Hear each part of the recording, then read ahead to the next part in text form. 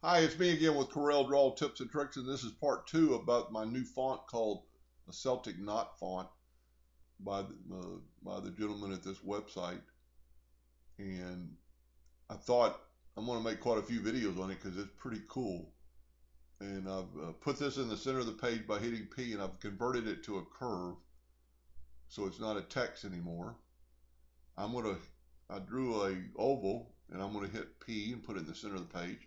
But I'm going to go Control D and make a duplicate, and I'm going to nudge it off the screen, and then I'm going to change it to black,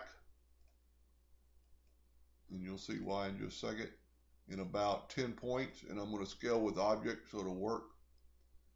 Then I'm going to select both these items, and you get the weld tool, and I'm going to put back minus front, and then your nudge factor is still set, so you just put it right back.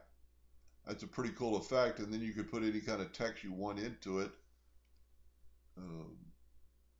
number of lines, and just hit P and it'd be in the center. So that's a pretty cool effect, and it would look good, really good on an engraving. Anyway, hope that helped a little bit. Thank you for watching.